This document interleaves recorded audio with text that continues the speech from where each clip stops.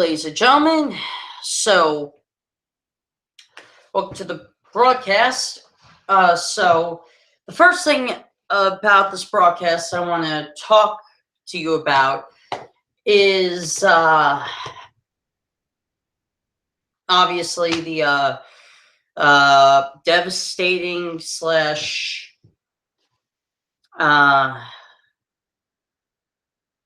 terrorist attack that happened in Fort Lauderdale today, Hollywood, Florida airport. If you don't know what this situation is, I'll break it down for you. So, two or more people. They think it's three. I think it's three people that were the perpetrators of this event, but more than three people are dead. Multiple people are dead. Multiple people are injured. The half the airport's still well, not anymore, but the airport is not operational right now. The police are investigating what's going on, and you know what? This is the type of shit that scares me, because you're never safe anymore. You were never safe to begin with, but the amount of sheer radicals who get radicalized by ISIS or any terroristic organization that is made up on the internet end up, making people scared to leave their houses, making people scared to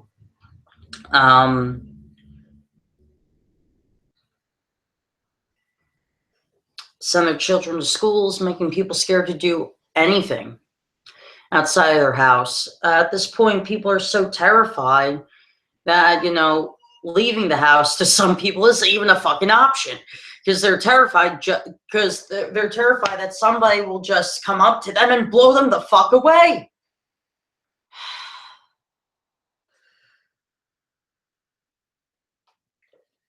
It's not conclusive that this was an ISIS-related attack, but I have a gut feeling it was an ISIS-inspired attack. There's just a pattern. Shootings like churches, movie theaters, schools, that's all done by radicalized, angry white people.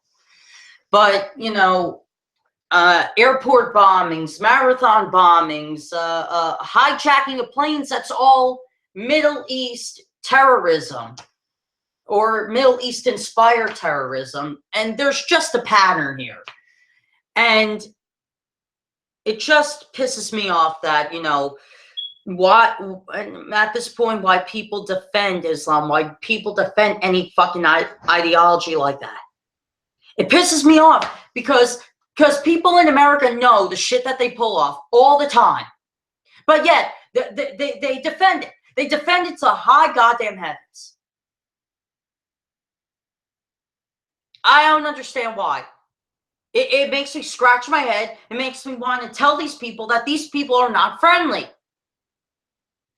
These same people that defend the ideology of Islam or any terroristic organization, what they do is basically they don't even look at the papers that are shown to them from people like me who call this shit out.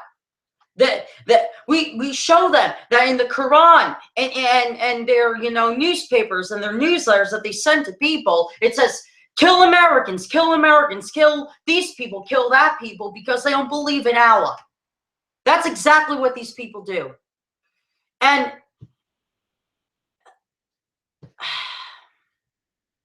at this point, it's like I ask, why even bother?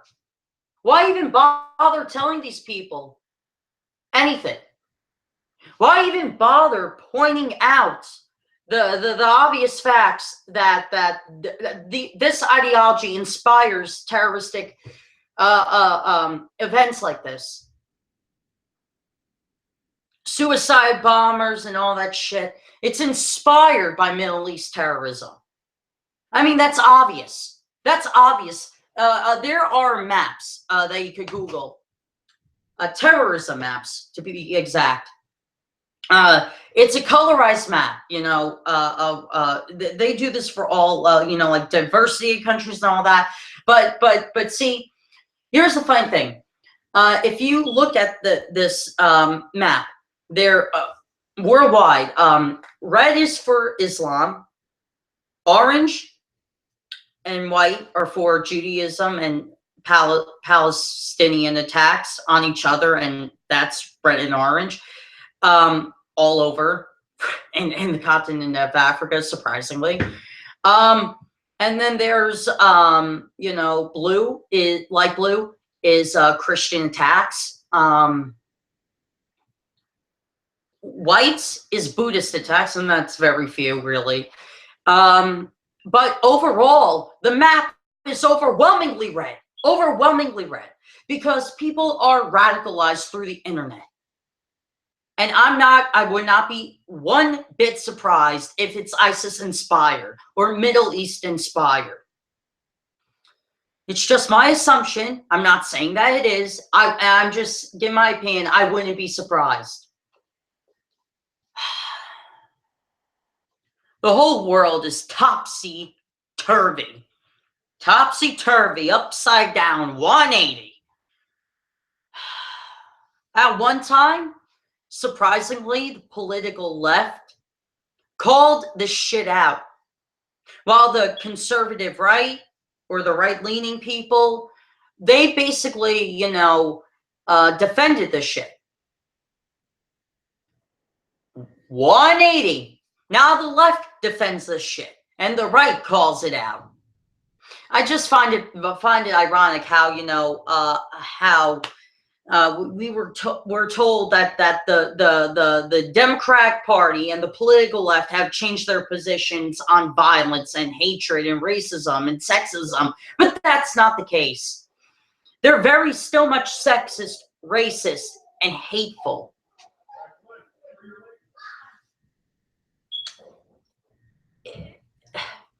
You get the point.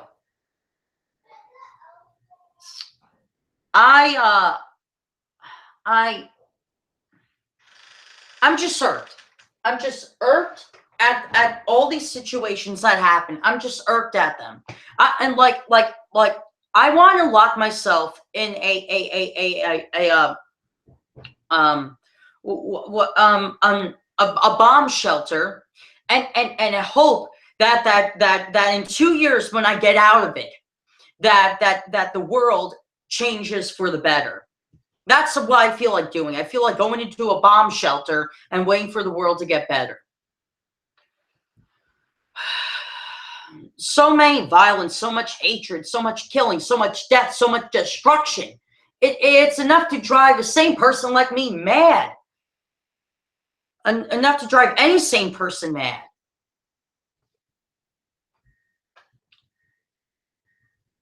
Oy.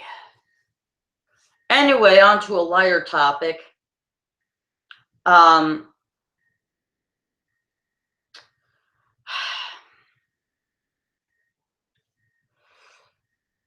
So,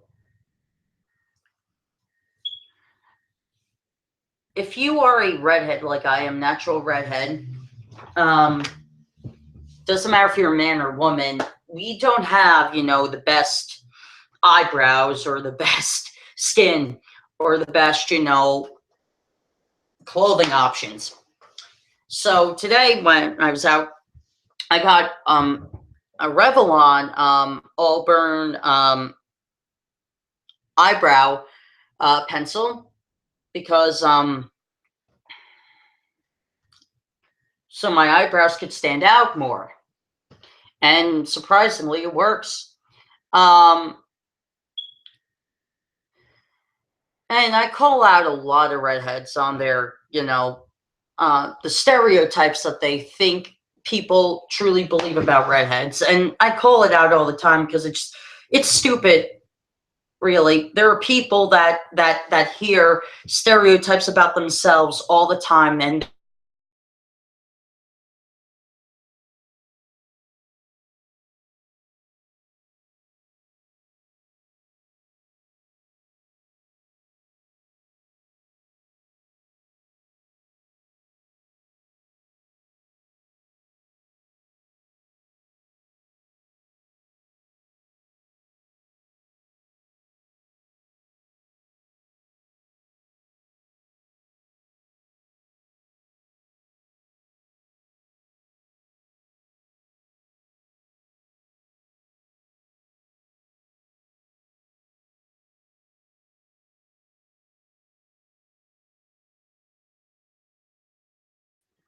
Huh.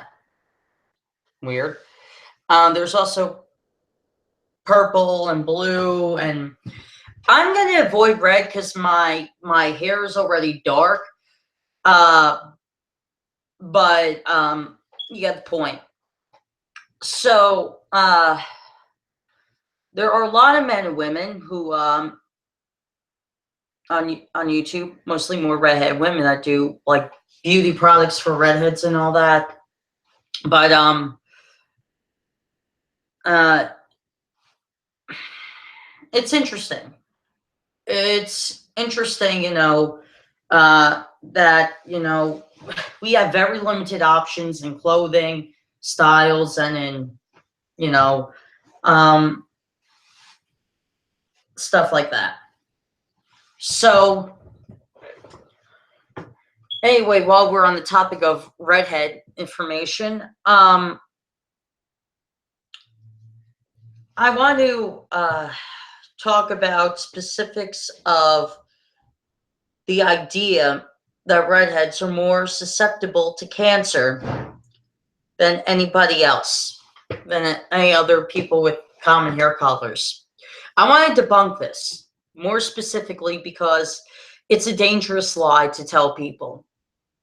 Melanoma, even though it's the least deadly form of cancer, it's the most treatable and the least deadly form of cancer. But here's the thing though, anybody who has any hair color is susceptible to skin cancer and is susceptible to cancer in general. And if you, see something weird on you, like a wart or whatever, and that's been there for a long time and all that, you might want to get checked because melanoma can kill you. Surprisingly, some people